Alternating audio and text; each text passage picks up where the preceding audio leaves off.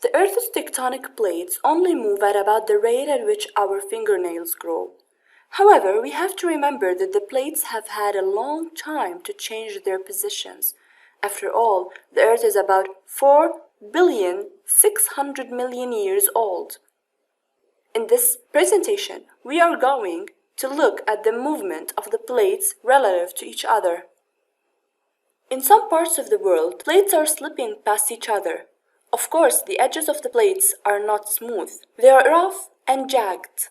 So stress builds up between the rocks on each plate as they are jammed together.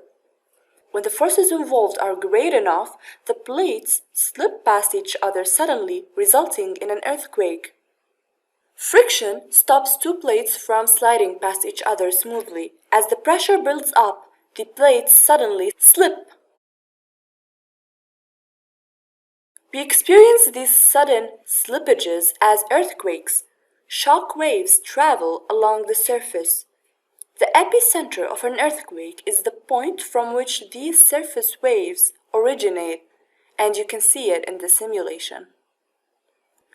The source of an earthquake is found at its focus.